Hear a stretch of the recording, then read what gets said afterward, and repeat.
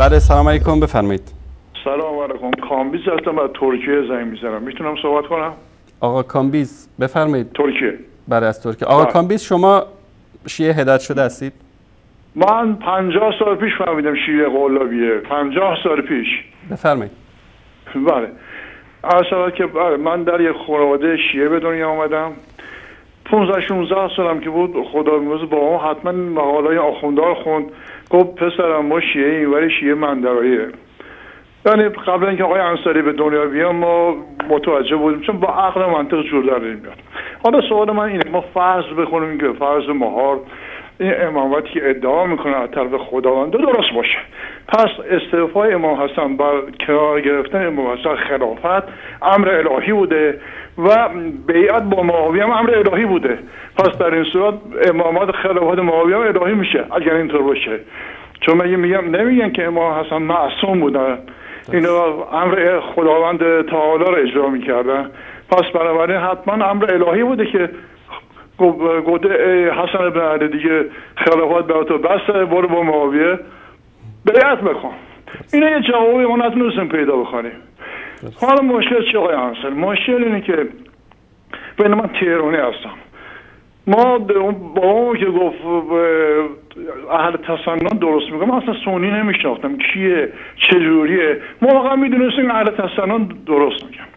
برای تحصیلات عالی دانشگاهی من یک کشور دیگه میخواستم برم. در راه در استانبول گفتیم به چند سوایی بمونیم، بعد قسمت برای این شد که ما در اینجا بمونیم تحصیلات دانشگاهی رو انجام بدیم و با یک خانم سنی حنفیه ازدواج بکنیم. ما فهمیدیم سنی چیه. در ایران هم مدت‌ها اومدیم کار کردیم، 2-3 سال بعد از انقلاب هم بودیم. فقط دیدیم که اینا چیز عجیب غریبی در این ملا میگن. خیلی محترمانه اول زن بچه‌ام فرستادم چون خارجی بودن، بعدم خودم سوار تغییر شدم اومدم باور کن با یه چمدون اومدم، فقط گفتم توکل در الله، همین. و در اینجا بهترین کاری در بخش خصوصی پیدا کردم، بازنشسته بودم. تهران من خونه کرانشین بودم، صاحب خونه، خداوند همه چی اومد. الحمدلله. مساجد اهل تسنن هم میرم، نماز جمعه، عید فطر، عید قربان و غیره و ساده.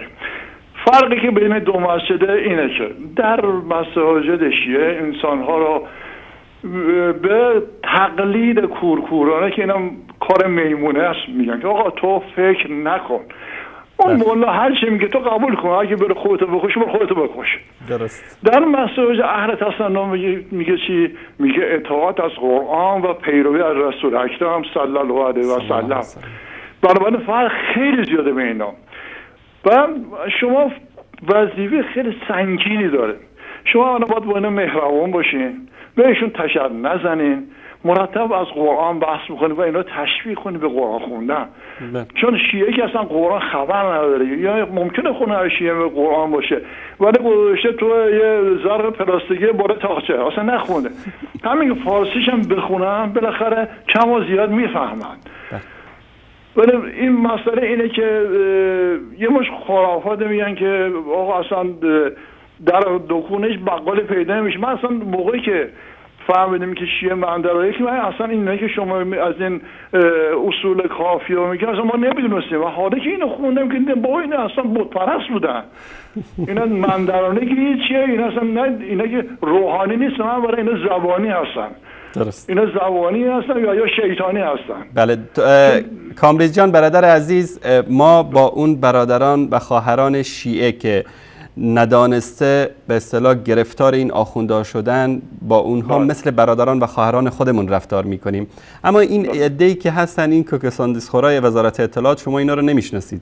اینها فقط هدفشون همینه که زنگ بزنن، توهین بکنن، فحش بدن، به اعتقادات مردم اهانت بکنن. خب بدونی چرا فحش میدن؟